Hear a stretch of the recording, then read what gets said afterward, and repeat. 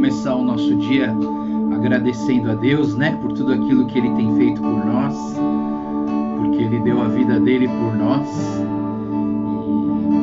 E acho que o texto que a gente vai ler hoje, queria que a gente pudesse pensar em sempre ter um coração agradecido ao Senhor por tudo aquilo que Ele é, né? Não só por aquilo que a gente ganha, não só por aquilo que é bom para nós, mas por aquilo que Ele é.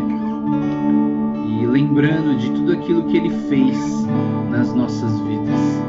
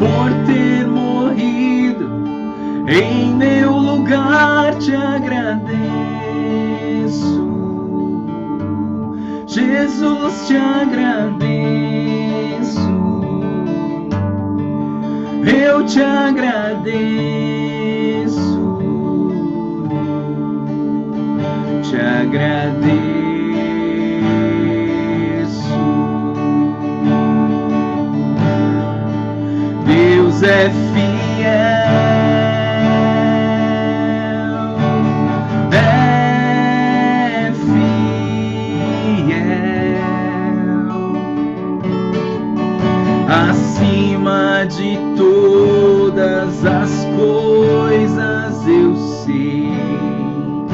eu sei que o meu Deus é fiel. Deus é fiel. É fiel. Acima de todas as coisas eu sei que o meu Deus é fiel. Acima de todas todas as coisas eu sei que o meu Deus é fiel.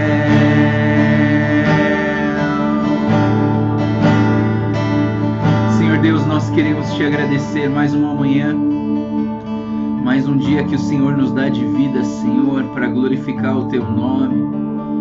Obrigado, Deus, pela tua presença nas nossas vidas, Senhor. Nós te agradecemos, Deus, por poder ver o Gilbert, ver a Dani, ver o Leozinho. Obrigado, Senhor, porque o teu amor é quase palpável.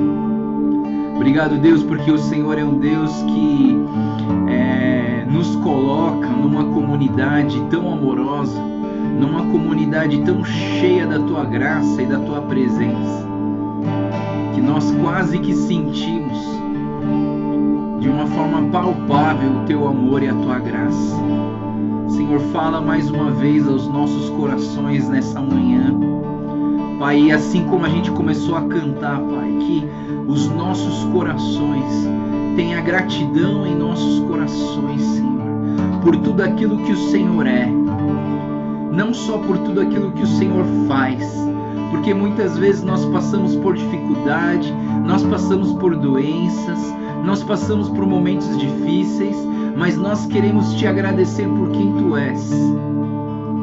Nós queremos te agradecer por tudo que o Senhor fez na cruz por nós. Nós queremos te agradecer porque o Senhor é a segurança das nossas almas, porque em ti nós podemos encontrar paz, porque em ti nós podemos encontrar vida e vida em abundância. Obrigado, Deus, pelo teu amor nas nossas vidas, e pedimos que mais uma vez o Senhor venha através da tua palavra falar aos nossos corações, que mais uma vez o teu Espírito Santo tenha liberdade para trabalhar em nossas vidas, transformar os nossos corações e renovar a nossa esperança no Senhor. Te agradecemos, Pai, fala conosco, queremos te ouvir. Fala conosco, Deus, nós queremos te ouvir. Fala conosco, Pai, que a tua palavra seja viva e eficaz, mais cortante e penetrante do que uma faca de 2 gumes, que venha separar aquilo que o Senhor não gosta daquilo que o Senhor gosta e lapidar as nossas vidas para ficarmos só aquilo que vem do teu coração. Te agradecemos e entregamos as nossas vidas a ti, Pai, em nome de Jesus. Amém.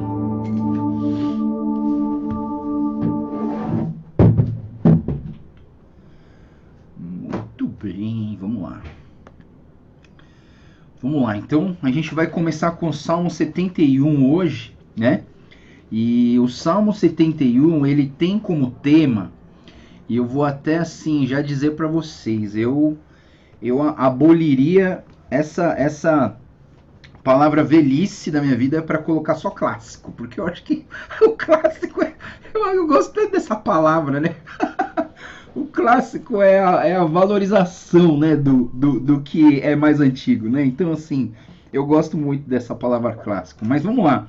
O Salmo 71, ele vai falar muito sobre o clássico, sabe? Na verdade, é um texto onde é considerado, todo mundo que estuda o Salmo 71 fala sobre isso. O tema é a súplica de um ancião, ou tem um outro texto que fala assim, as preocupações da velhice, né? E é interessante, aqui ele diz que esse salmo, ele foi escrito pelo mestre da música davídico, né? Não necessariamente o Davi, mas talvez alguém dali do grupo de músicos de Davi, ou talvez pelo próprio Davi, né? Né? Hoje a gente vai entrar num salmos aí que não são davídicos, né? A gente vai ver Asaf, vai ver um salmo de Salomão, né? Então a gente vai dar uma variada nos autores hoje. Mas o Salmo 71, ele é dividido em 3 blocos, né? Ele primeiro trabalha do versículo 1 até o versículo 8, onde ele declara a sua confiança no Senhor, né? Então é uma declaração de confiança no Senhor, principalmente olhando para o versículo 4, você vê que ele diz assim: Mas regozijem-se e alegrem-se em ti todos os que te buscam, e digam sempre os que amam a tua salvação, como é grande... Opa, tô no Salmo 70, verso 71. Verso 3. Peço-te que sejas a minha rocha de refúgio, para onde eu sempre possa ir. Dá ordem para que me libertem, pois és a minha rocha. Livra-me, ó Deus, das mãos dos ímpios, tu és a minha esperança, ó soberano, em ti a minha confiança. Desde o ventre materno dependo de ti, e tu me sustentaste desde as entranhas da minha mãe, e eu sempre te louvarei. Torne-me um exemplo para muitos, porque tu és o meu refúgio seguro, e do teu louvor transborda a minha boca, que o tempo todo proclama seu esplendor. Então, o primeiro bloco desse salmo, ele vai ser uma confiança declarada. Então, o salmista está declarando a sua confiança ao Senhor. E é interessante a gente olhar para isso, né? Eu vejo assim tantas pessoas com idade que perdem a esperança da vida, né? Eu não sei se você já foi visitar aquelas casas de repouso, né, e asilos, onde parece que as pessoas são abandonadas naqueles lugares, né? E aí você olha nos olhos daquelas pessoas, parece que não tem mais esperança, né? E eu lembro que a minha avó lá em Pereira Barreto, ela era idosa, né? E ela ia nessa casa de repouso para tentar levar esperança para eles, né? Então ela levava uma bola e fazia umas brincadeiras, né? As pessoas não conseguiam nem andar direito, mas a minha avó levava de qualquer jeito essa bola e alguma coisa, uma música que ela escolhia para cantar, né? Eu tenho uma tia também, a tia Ana, que ajuda numa casa de idosos japoneses. Se não me engano, chama Shalom, né? E tem também um trabalho lá, né? Mas ali é diferente, porque ali é cristão e ali as pessoas já têm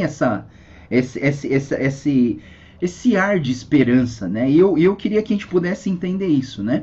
Eu entendo que assim, a grande maioria de nós vai chegar nessa idade avançada, e eu quero que a gente possa ter essa esperança no soberano Senhor, né? Porque uma pessoa idosa que tem esperança, o olhar é diferente. O olhar é algo que é aquilo que eu falei ontem, né? Resplandece o rosto de Deus na vida dessa pessoa, né? Eu acho muito bonito isso, né? Ver gente que resplandece, né? A graça de Deus na vida dessa pessoa. Mas eu queria que você olhasse aí nesse primeiro bloco ainda, o versículo 6 e 7, que eu acho que a gente precisa tirar desse Salmo 71 algumas lições, né, para as nossas vidas, para quem já está nessa idade e para quem vai chegar nessa idade, para você estar se preparando para ser uma bênção, né? Então, no versículo 6, ele fala: desde o ventre da minha mãe, né, do ventre materno, dependo de ti e tu me sustentaste desde então, né? Então, assim, é algo muito interessante você entender, né? Quantos anos você tem, né? Você olha para trás e fala: nossa, até aqui tem uma palavra, né? Deus é chamado de vários nomes, e um dos nomes de Deus é Ebenezer. E Ebenezer significa Deus até aqui esteve comigo, né? E é interessante você pensar: nossa, se você tem 60 anos, se você tem 70 anos, até aqui o Senhor esteve comigo, né? E a gente precisa ter o entendimento. Por isso que a gente cantou essa música no começo, para a gente sempre ter um coração grato. O Senhor tem me sustentado. E aí o versículo 7 talvez tenha a primeira lição que a gente precisa aprender hoje, talvez aqui, seria ter sempre um coração grato, né? Nunca esqueça das coisas boas que Deus fez na sua vida. Tenha um coração grato. A segunda coisa que eu vejo aqui, no versículo 7, tornei-me um exemplo para muitos, né? Então eu acho que uma pessoa que vive mais, ela passou por mais experiências, né? E aqui nesse salmo, a gente vê assim que esse salmista passou por vários momentos, né? Então, a partir do segundo bloco, que é a confiança em Deus na oração, do versículo 9 ao 13, a gente vai ver que essa pessoa, ela passou por várias situações na sua vida, por zombaria, por sentimento de abandono, por calúnias, né, por prejudicar, pessoas prejudicaram, passou vergonha, né? Então, assim, todas essas situações que a pessoa já passou, elas precisam trazer um ensinamento para os mais jovens, né? E eu entendo o seguinte, né? Eu já ouvi algumas pessoas me perguntando, mas pastor, eu já tô de idade, o que eu posso fazer? O que eu posso fazer, né? E para um pastor, né, da igreja é complicado, porque eu quero que todo mundo sirva, eu quero que todo mundo faça alguma coisa, né? E aí, assim, quando alguém de idade, né, um senhor mais de 85 anos veio falar, pastor, o que eu posso fazer, né? Tem alguma coisa em japonês que eu posso fazer? E eu falo assim, puxa vida, eu queria achar alguma coisa para você fazer, né? Mas eu não sei o que você pode fazer. E aí hoje, pensando nesse salmo, várias ideias me apareceram, né? Mas uma delas é o quê? Quanto mais idade a gente tem, nós precisamos aprender a ser exemplo para as pessoas. E é engraçado que, como eu não cheguei ainda nessa idade acima de 70, que daqui a pouco eu chego. Mas assim, eu fico pensando, né? Talvez eu não seja uma boa pessoa para falar isso, mas olhando para o texto, eu penso, como ser um exemplo, né? Eu penso talvez da minha parte como alguém de 46 anos olhando para alguém de 12, que olha para mim e fala assim, nossa, como você é velho, né? E eu até me sinto velho quando eu olho uma pessoa de 12 anos, né? Mas assim, eu trabalho com essa galerinha, com essa moçadinha, né, de 12, de 17, né? Eu gosto muito de trabalhar. E assim, já tô com uns 20, 30 anos defasado deles, né? Mas assim, como que eu faço para abençoar a vida deles? Primeiro, eu quero ser um exemplo, sabe? Eu quero que, sabe, meu sonho era montar um departamento de clássicos da igreja e chamar esse departamento, sabe do que? Eu queria dar um nome. Sabe qual é o nome que eu queria dar? Inspira. Inspira. Eu queria que as pessoas olhassem para os clássicos da nossa igreja, sabe? Que os jovens olhassem para os clássicos da nossa igreja e a vida deles inspirasse esses jovens para querer ser como eles. Você entende? Eu não queria. Eu vou chegar, eu espero, né? Não sei se eu vou chegar lá, mas assim, se eu chegar nessa idade dos clássicos, eu quero ser uma pessoa que inspira os mais novos, sabe? Eu quero que eles se inspirem em mim. Nossa, o cara tá assim, né? Eu queria ser uma inspiração para eles, né? E eu penso, sabe, pessoal, que o melhor trabalho, talvez, de um clássico na sua velhice seria ser um bom exemplo. Mas sabe o que eu acho, pessoal? Às vezes, a pessoa, o clássico, ele tem... ele se sente à parte. E aí a pessoa acaba não achando que vai atrapalhar. E vocês sabem aqui, a maioria aqui que é nipônico, se sabe, né? A gente detesta achar que a gente está dando trabalho, não é verdade? Não é verdade? A gente detesta achar que não quero dar trabalho, né? Só que é o problema. Quando você fica pensando que você não quer dar trabalho, o que acontece é que você começa a se isolar. Você começa a falar, não vou participar disso porque senão eu vou dar trabalho. Eu não vou participar disso senão eu vou dar trabalho. O problema... E aí o que acontece? Você se isola. E aí no seu isolamento, você vai ser exemplo para quem? Para as paredes? Nenhuma parede vai querer ser igual a você. Você precisa estar no meio das pessoas. Você precisa estar no meio dos jovens. Você precisa estar no meio das crianças. Você entende? Porque como que eu vou ser exemplo se eu estou fechado dentro de 4 paredes? Para eu ser exemplo, eu preciso estar no meio das pessoas. E os meus olhos precisam brilhar. E meus olhos precisam mostrar esperança, mostrar garra, mostrar uma energia. Talvez a energia física não tenha, mas a energia espiritual tem. Por quê? Porque o poder de Deus aperfeiçoa onde? Na fraqueza. E cada vez que você tem mais idade, você é mais fraco. Dizem que passando dos 40 é só para baixo, é só declínio, né? A gente só vai, a saúde vai diminuindo, a força vai diminuindo. Não sei, né? Mas é o que eu já vou falar, mas sabe, pessoal, abre a Bíblia comigo em Josué capítulo 14. Josué capítulo 14.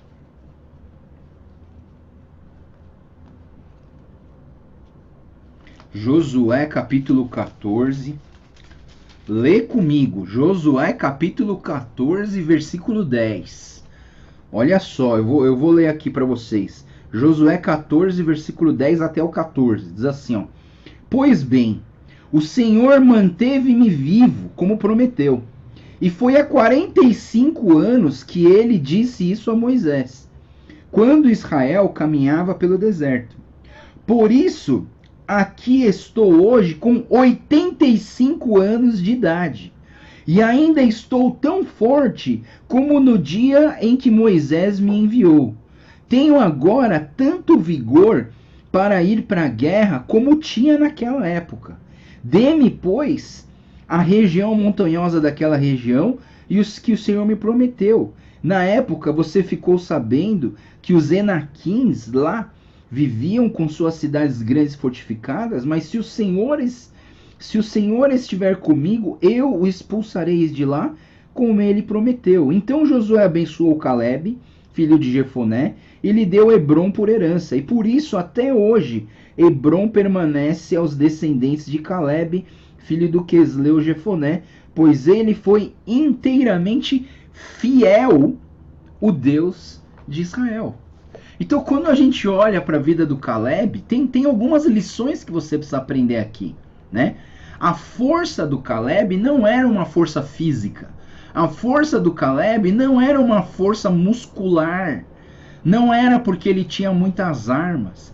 A força do Calebe é porque ele tinha a sua confiança no Senhor. É porque ele era fiel ao Senhor, o Deus de Israel. E o seu vigor não dependia da sua força física, mas o seu vigor dependia do quanto que ele queria ser usado por Deus para abençoar a sua comunidade. Então, quando eu olho para Calebe, eu não vejo uma pessoa desanimada e sem esperança. Pelo contrário, eu vejo um clássico completamente integrado na obra. E aí eu entendo, né, que assim, claro, você não vai ir lá na obra hoje, na reconstrução da nossa igreja, para ajudar a levantar o muro e subir no andaime lá em cima para mexer no teto. Não vai, né? Não vai. Mas assim, o que você pode fazer hoje? Né? O que você pode fazer hoje? Eu vou dar um exemplo aqui que eu acho muito bonito, né? Algumas clássicas da nossa igreja, elas se comprometeram em ajudar o Ministério Wave, que é um ministério de adolescentes, né? E elas vão lá fazer o lanchinho do Ministério Wave, né? E é engraçado, pessoal, que os nossos jovens, quando eles falam dessas senhoras que vão lá, dessas clássicas, eles falam com tanta emoção, com tanta alegria do trabalho que elas fazem, que é algo que, agora eu vou falar, né? Inspira a vida deles. Inspira a vida deles, né? E eu quero chegar na idade, daqui a pouco eu já chego lá, mas assim, eu quero chegar nessa idade e inspirar os mais novos. Eu quero que eles olhem para mim e falem assim, nossa, eu quero ser um cara desse, né? Eu quero ser uma pessoa cheia de esperança. Quero ser uma pessoa cheia de alegria, né? Pior coisa é Dichan Ranzinza. Já viu Dichan Ranzinza, né? Dichan Ranzinza tá sempre murmurando, tá sempre reclamando, né?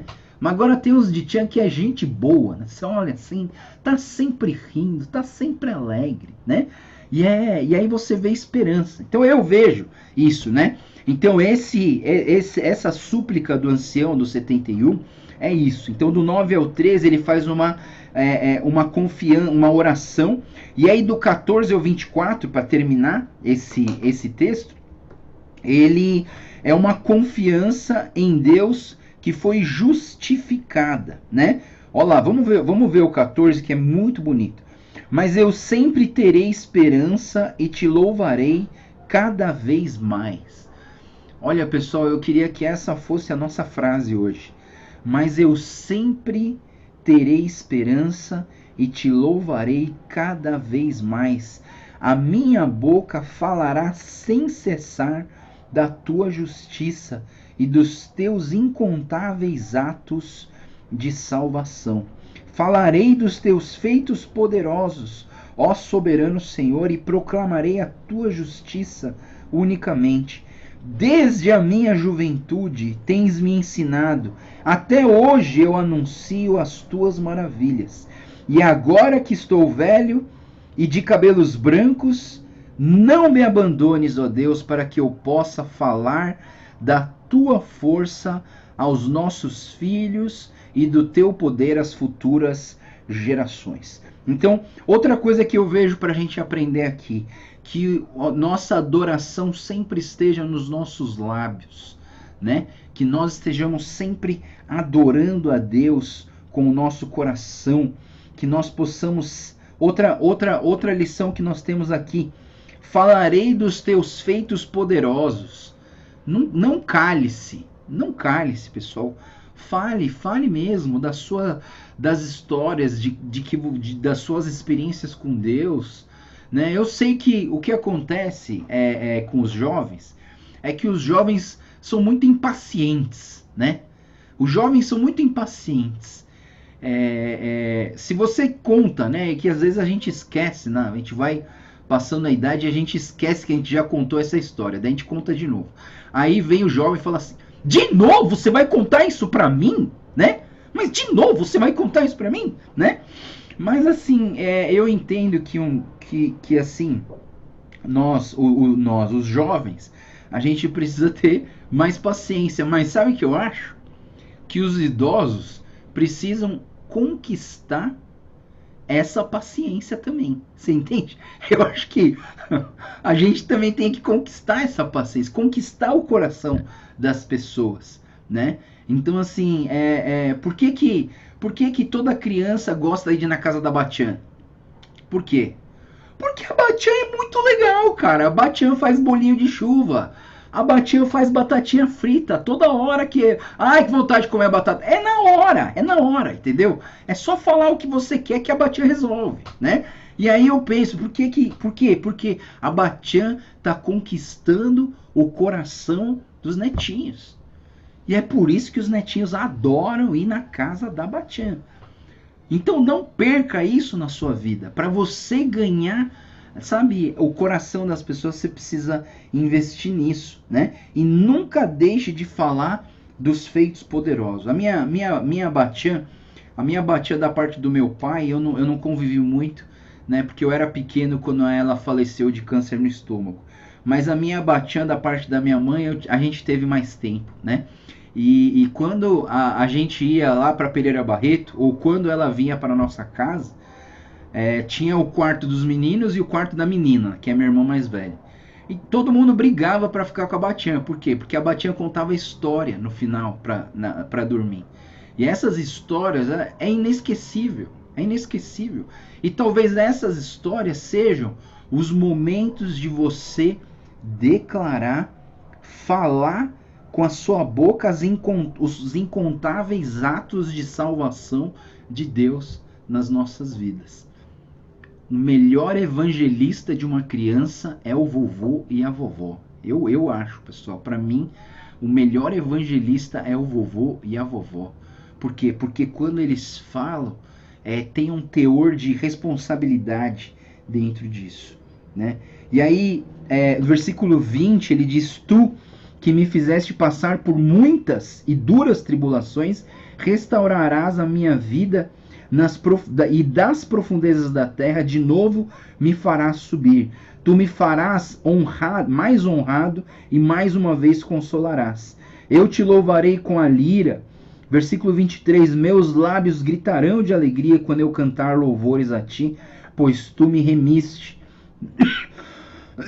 Também a minha língua sempre falará dos teus atos de justiça, pois os que queriam me prejudicar foram humilhados, ficaram frustrados. Né? Que os nossos lábios gritem de alegria sempre ao Senhor. Amém? O Salmo 72, então, o Salmo 72, ele vai falar, o título do Salmo 72 é o Rei Justo e o Reinado Eterno, né? Esse salmo foi escrito por Salomão, né? O Salmo 72 é um salmo de Salomão e é considerado o salmo do coração de Salomão. Salmo do coração de Salomão. Então, ele vai falar sempre sobre o reinado. Então, o Salmo 72 está dividido em 5 blocos. O primeiro bloco, de 1 a 4, vai falar sobre o rei justo, né? Como que esse Deus é justo. Versículo 2.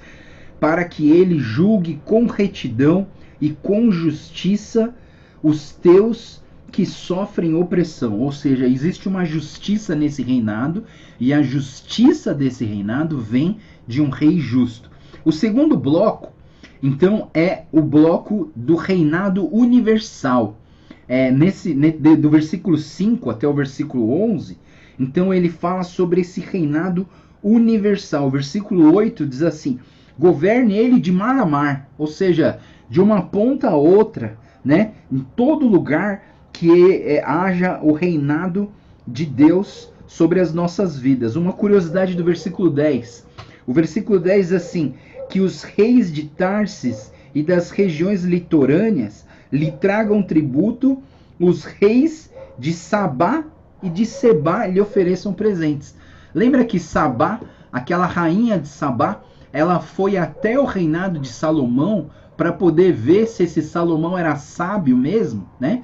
E aí ela levou vários presentes para esse Salomão e viu que não era só historinhas, né? Não era só palavras que falavam que ele era sábio, mas que ele realmente era sábio. E essa mulher, ela se surpreendeu com a sabedoria do Salomão. E aí a gente tem o terceiro bloco desse salmo, que vem do 12, versículo 12 ao versículo 14, que ele fala sobre um reinado compassivo, aonde dentro desse reinado existe compaixão, né? Por quê? Versículo 12: pois ele liberta os pobres que pedem socorro, os oprimidos que não têm quem os ajude. Ele compadece dos fracos e dos pobres e salva da morte. Ele resgata da opressão e da violência, pois os seus olhos a vida deles é preciosa. Então, existe uma compaixão dentro desse reinado, né? O reino de Deus, ele é cheio de compaixão, de empatia, de se colocar na posição do outro, de sentir o que o outro sente, de ajudar as pessoas, né? Eu fico muito feliz que a nossa igreja é uma igreja muito compassiva.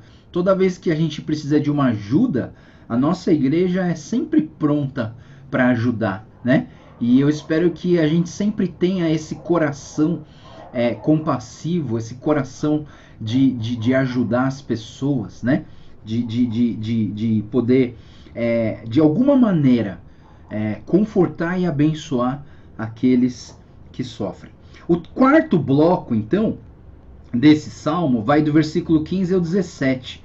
Ele fala sobre a prosperidade desse reino, né? Então, do 15 em diante diz: tenha o rei vida longa, receba ouro de Sabá, que se ore por ele continuamente, todo dia se invoque em bênção sobre ele. Haja fartura de trigo por toda a terra, ondulando altos dos montes, e floresçam seus frutos como do Líbano, e cresçam as cidades como as plantas do campo. Permaneçam para sempre, o seu nome dure e a sua fama enquanto o sol brilhar. Sejam abençoadas todas as nações por meio dele, e que elas os chamem de bendito. Então, assim, esse bloco de 15 a 17 fala sobre um reinado próspero, né? E o reino de Deus, ele é próspero. Ele é próspero não necessariamente em riqueza material, mas ele é próspero em benignidade, em bondade, em mansidão, em domínio próprio. Todos os frutos do Espírito trazem para nós uma ideia de prosperidade espiritual nas nossas vidas, não é verdade? E essa prosperidade de que o seu nome fique famoso, que o seu nome, não o nosso nome, o nome do Senhor Jesus, a quem a gente adora, fique famoso por toda a terra, né? Eu gostaria muito que dentro da nossa igreja, né, a gente não tivesse uma pessoa famosa, mas que a gente tivesse um Deus famoso na nossa igreja. Que nós, como comunidade, possamos ser uma comunidade que volta os nossos olhos para Deus e que entende que toda a glória vem dele. E o interessante, né, seria que todas as pessoas fizessem parte ativa dessa comunidade para manifestar a fama do nome dele, e não no nome de uma pessoa, no nome de um ser humano, mas do nome do Senhor Jesus. E aí o quinto bloco, então, desse salmo, vai falar sobre um reinado glorioso, do versículo 18 até o 20. E ele fala: bendito seja o Senhor Deus de Israel, o único que realiza feitos maravilhosos. Bendito seja o seu glorioso nome para sempre, e encha-se toda a terra da sua glória. Amém e amém. E encerram aqui as orações do filho de Davi, de Jessé.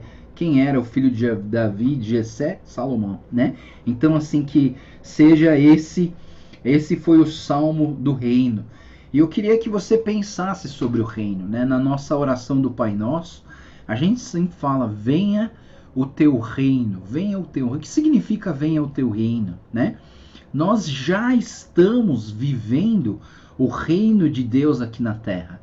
Você precisa acreditar e entender que você já vive o reino de Deus aqui na terra. Eu entendo que a igreja é um lugar onde se manifesta o reino de Deus. A sua casa é um lugar onde manifesta o reino de Deus. Aonde você está, manifesta o reino de Deus. Eu tenho orado muito para que nós, como igreja, sejamos pessoas que rasgam o céu e trazem o reino de Deus aqui na terra. Deus, nós queremos o teu reino. Venha com o teu reino aqui na terra. Nós queremos ser a manifestação do teu reino aqui na terra. Que reino é esse? O reino justo, o reino universal, o reino compassivo, o reino próspero, o reino glorioso do Senhor Jesus. E que sempre o reino, você não pode colocar nenhum ser humano no trono desse reino. Só Jesus pode ser o rei desse reino, né? E que nós possamos sempre adorar esse rei maravilhoso. Vamos lá, Salmo 73. Salmo 73 é um outro salmo que não é escrito por Davi. É um salmo da família de Asaf, né? Que provavelmente foi Asaf que escreveu o Salmo 73. Eu gosto muito de citar o Salmo 73, porque o Salmo 73 é um salmo muito sincero, né? Um salmo muito sincero. O Salmo 73 tem como título o problema da prosperidade dos maus. Você já teve inveja dos maus? Daquelas pessoas que não buscam a Deus e que tem mais coisas do que você? Pessoas que não buscam a Deus e que parece que tem mais saúde que você. Pessoas que não buscam a Deus, mas que vivem e parece com mais conforto do que você. Aí às vezes você pensa: pô, mas eu não sou o filho do rei, né? Eu não sou o filho do dono do mundo. Poxa, por que eu estou vivendo assim, né? Mas eu queria que a gente pudesse entender isso bem, né? Porque esse salmista, né? E eu acho legal isso da Bíblia, né? A Bíblia, ela não esconde a essência do ser humano caído e pecaminoso, né? Ela não esconde. A gente vai ver aqui que o salmista, ele tem essa ousadia de reclamar para Deus, né? E a gente reclama, né? Nós somos uma geração que reclama muito, né? Nós reclamamos de tantas coisas, né? A gente reclama que quando tá quente demais, a gente reclama que tá quente demais. Quando tá frio, a gente reclama que tá frio demais, né? A gente reclama que a gente queria outra coisa, não essa do que a gente tem. E às vezes eu acho que a gente está sempre reclamando. Mas vamos lá, o Salmo 73 é dividido em 2 grandes blocos. O primeiro grande bloco vai do 1 ao 14, que é essa perplexidade, né? O salmista está indignado com a prosperidade dos ímpios. E o segundo grande bloco vai do 15 até o 28, que aí o salmista reconhece a justiça de Deus e reconhece quem é Deus. Do versículo 1 ao versículo, vamos para o primeiro bloco. O versículo 1 ao versículo 5, ele está falando sobre essa prosperidade dos ímpios. Certamente Deus é bom para Israel, para os puros de coração. Versículo 2, quanto a mim, mas meus pés quase tropeçaram, por pouco não escorreguei. Versículo 3, tive inveja dos arrogantes quando vi a prosperidade desses ímpios. Eles não passam por sofrimento, eles têm o corpo saudável e forte, eles estão livres dos fardos de todos, não são atingidos por doença como os outros homens, né? Então, assim, essa prosperidade. Do versículo 6 ao 9, ele fala sobre a soberba dos ímpios, né? Então, do 6 ele fala assim, por isso que os orgulhosos servem de colar, o orgulho lhes serve de colar, eles se vestem de violência, no seu íntimo brota maldade, na sua mente transbordam maquinações, eles zombam e falam com más intenções, e em sua arrogância ameaçam com opressão. Com a boca arrogam a si os céus, e com a língua se apossam da terra. Então, assim, é a soberba dos ímpios. A gente olha os ímpios e os ímpios estão lá se vestindo com, sei lá, as roupas mais caras. E às vezes o crente fica lá acuado, né? Envergonhado de não ter tudo isso. Versículo 10 ao 14 fala sobre a presunção dos ímpios, né? Então ele fala assim, por isso que o seu povo se volta para eles e bebe das suas palavras até saciar-se. Eles dizem, como saberá Deus? Terá conhecimento Altíssimo? Assim são os ímpios, sempre despreocupados, aumentam as suas riquezas. Certamente foi-me inútil manter puro o coração. Olha só o que o salmista pensa, pessoal. Isso aqui é o Asaf, é o líder de louvor da igreja. É a pessoa que compõe e canta lá na frente das pessoas. Ele falou, certamente foi-me inútil manter puro o coração e lavar as minhas mãos na inocência. Pessoal, presta atenção no que eu vou falar. Pode acontecer em alguns momentos da sua vida de você duvidar da graça de Deus, de você duvidar da bondade de Deus. E talvez você olhar para a sua vida e falar assim, pô, mas eu estou buscando esse Deus há tanto tempo e a coisa não resolve, sabe?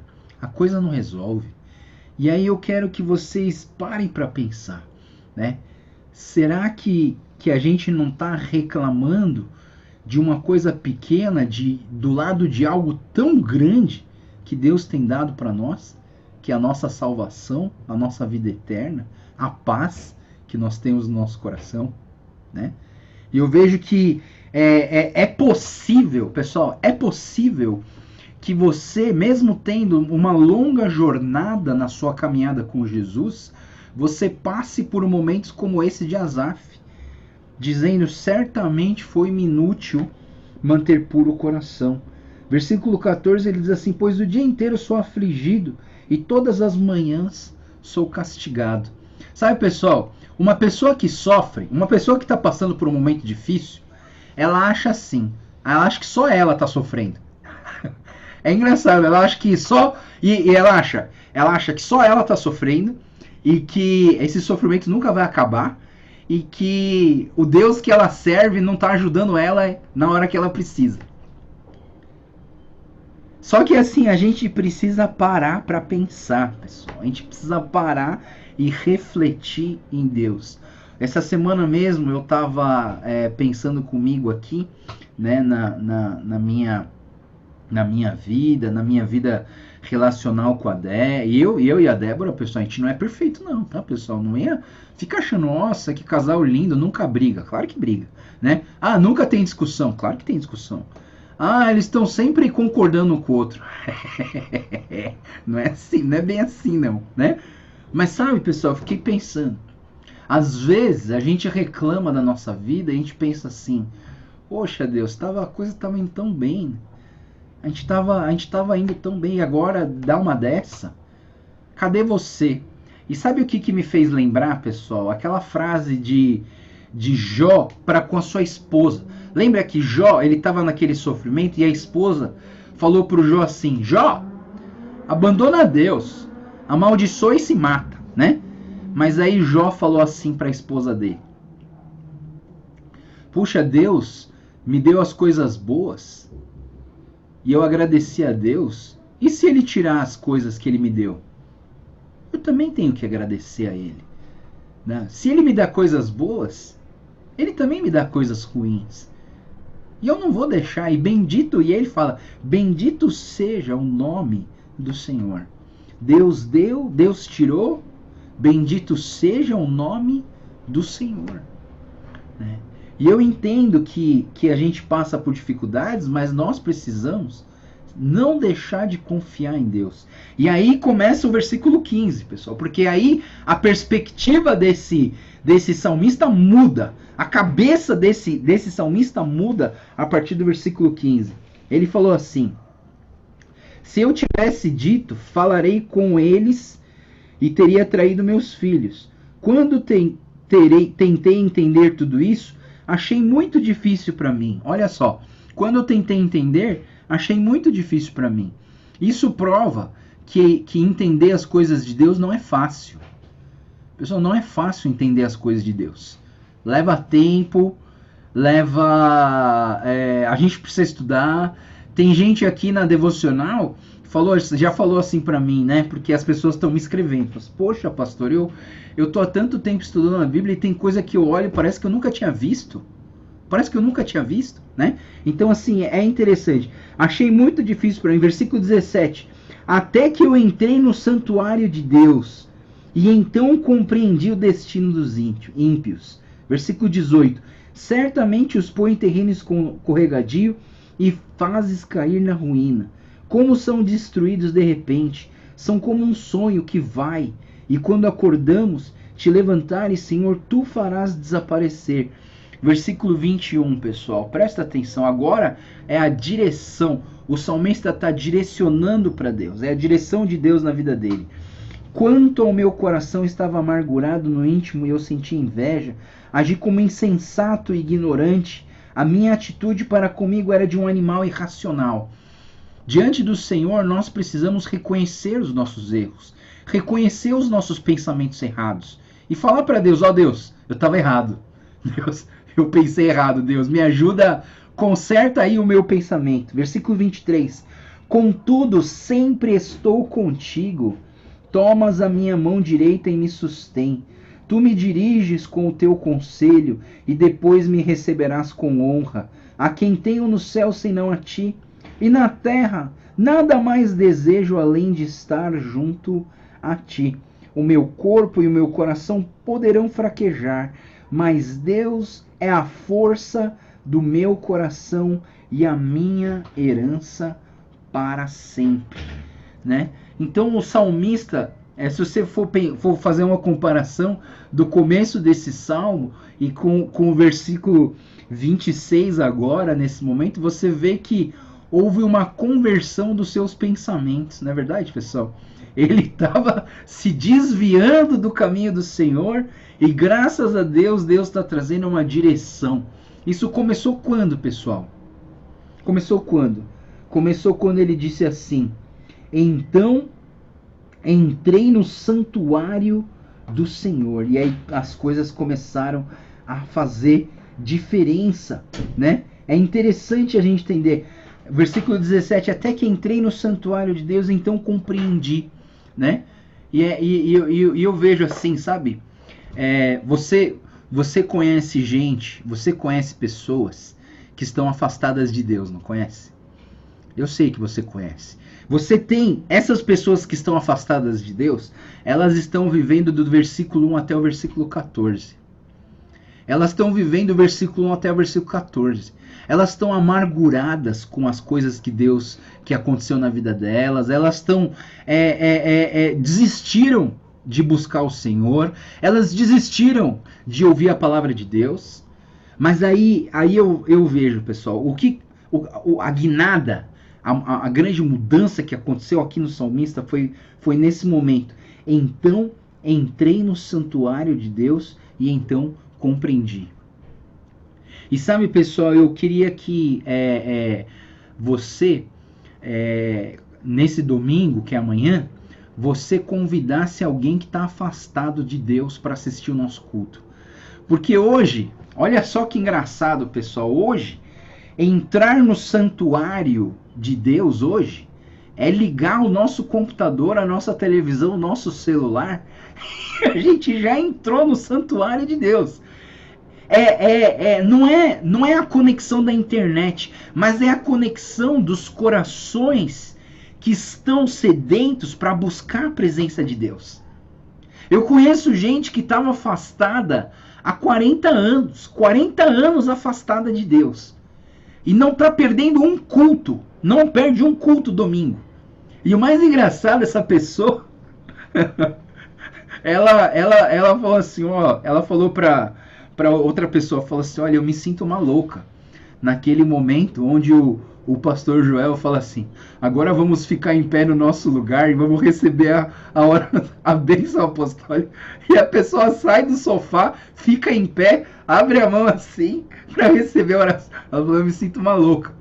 Mas sabe, essas pessoas, elas estão entrando no santuário do Senhor dentro da sua própria casa. Porque quando nós, como igreja, nos conectamos ao Senhor e buscamos ao Senhor a favor dessas pessoas que precisam converter os seus pensamentos de novo, que precisam compreender a graça de Deus de novo, que se afastaram, que escorregaram, que desviaram do caminho do Senhor, elas precisam voltar para Deus. E você pode ser um instrumento para isso. Por isso eu vou falar para você, a gente tem uma equipe de mídia da nossa igreja que a gente está fazendo um cartazinho. E esse domingo a gente vai falar sobre, esse mês a gente está falando sobre transformação. Esse domingo nós vamos falar sobre a transformação de escravos para livres. E é uma pregação evangelística, é uma pregação de libertação. E você precisa convidar pessoas para entrar dentro do santuário. Ah, pastor, mas eu tenho vergonha. E se a pessoa me rejeitar? O máximo que ela pode fazer é ignorar o seu WhatsApp que você mandou o convite para ela. O máximo que pode acontecer. Então não se preocupe.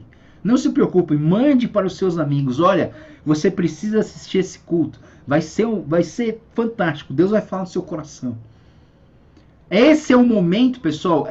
Sabe, eu aprendi ontem, né? Com a minha tia Luísa lá de Campinas, que ela deu uma palestra de casais, ela falou que a palavra crise em japonês, que eu esqueci como que é, meiji, sei lá, uma coisa assim. A palavra crise em japonês é uma junção de duas palavras.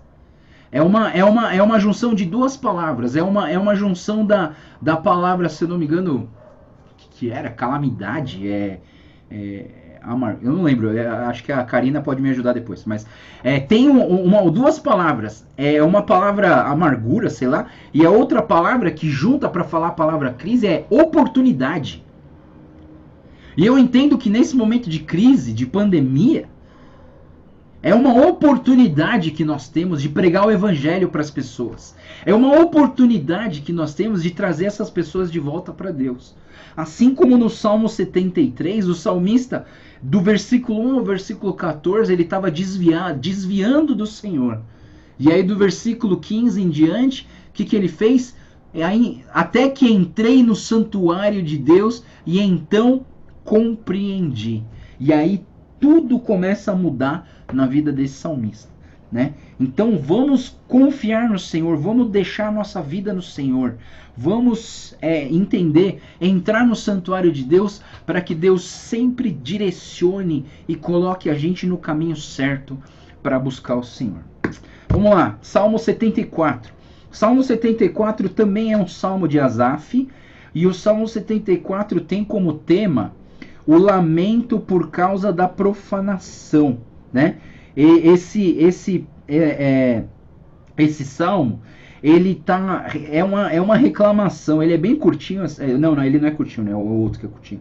Ele vai ele é dividido em 3 blocos, mas esse salmo, ele se refere àquele momento de 2 Reis 25, último capítulo do livro de 2 Reis, onde a Babilônia, o Nabucodonosor, ele entra, invade Judá e Israel, ele destrói o templo, ele destrói tudo aquilo que era importante para os judeus, e ele pega os judeus, escraviza os judeus, né, abomina, ele profana a terra, e ele leva os israelitas e os judeus como escravos para a Babilônia. Então, assim, é um momento de grande tristeza, de terror. Então, esse Salmo 74, ele é dividido em 3 blocos. O primeiro bloco, de versículo 1 a versículo 11, onde fala sobre o terror do abandono, porque a sensação que as pessoas têm nesse momento é que Deus abandonou o povo de Deus, né? Versículo 1 diz: por que nos rejeitaste definitivamente, ó Deus? Por que se acende a tua ira contra as ovelhas da tua pastagem, né? Então, assim, o salmista está aqui de uma forma humana declarando, né, por que esse terror do abandono, né?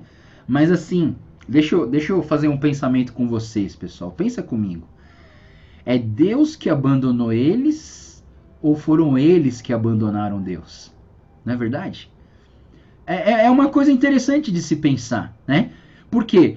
Porque assim, a promessa de Deus é que Ele sempre estará conosco. Mas de uma certa maneira, essa promessa, não a promessa da salvação, a salvação é de graça, mas a promessa de que Ele sempre estará conosco, vem em uma condição de que nós também não vamos abandonar Ele, que nós vamos obedecer a Ele. Então, o que eu penso aqui, né, nesse grito de angústia, no terror do abandono, ele está falando: oh Deus, por que você me abandonou? E Deus, assim, no seu silêncio, ele não falou nada, mas eu acho que se Deus pudesse falar alguma coisa, Deus ia falar para ele assim: não, Asaf, foram vocês que me abandonaram. Foram vocês que desviaram do caminho do Senhor. Foram vocês que colocaram deuses dentro do templo. Foram vocês que pararam de me obedecer. Foram vocês que confiaram em outros deuses e não confiaram mais em mim. Foram vocês que pararam de confiar em mim e resolveram confiar nas suas riquezas e nos seus deuses falsos. Mas Deus não fala nada, né? Deus não fala nada. Deus simplesmente deixa o Nabucodonosor e a Babilônia fazerem a justiça por eles terem abandonado a Deus, né? Então, assim, fica qual lição? Para a gente não abandonar Deus. Não é Deus que te abandona, é você que no seu abandono, e quando você se vê na pior, porque enquanto você abandonou Deus e tá tudo dando certo na tua vida, você não tá nem aí. Mas quando você abandonou Deus e você cai na pior, aí você fala: pô, Deus, cadê você? Cadê a tua proteção? Cadê a tua bênção na minha vida? Você está completamente longe de Deus, você quer o quê? Você está completamente longe de Deus. Como que Deus pode abençoar alguém que está longe dele, né? Então eu entendo isso, né? Então o primeiro bloco, então, de 1 a 11 é o terror do abandono. O versículo 12 ao 17, então ele lembra da onipotência de Deus. Então, do versículo 12 ao 17, ele fala assim: mas tu, ó Deus, és o meu rei desde a antiguidade e traz salvação sobre a terra. Tu dividiste o mar pelo teu poder e quebraste a cabeça das serpentes das águas. E esmagaste as cabeças do Leviatã e deste por comida às criaturas do deserto. Tu abriste fontes e regatos e secaste os rios perenes. O dia é teu, tua também a noite, estabelece o sol e a lua, e determinaste todas as fronteiras da terra, e fizeste o verão e o inverno. Então esse Deus é o Deus onipotente, todo o poder está em suas mãos, porque ele fez todas essas coisas. Então, no meio dessa angústia, mesmo no meio dessa reclamação, o salmista consegue enxergar a onipotência e a presença de Deus. E aí termina, no versículo 18 ao 23, por um apelo de socorro, né? Então ele para de reclamar, reconhece quem é Deus e começa a pedir socorro a partir do versículo 18. Lembra-te de como o inimigo tem zombado de ti, Senhor, como insensatos, e tem blasfemado o teu nome.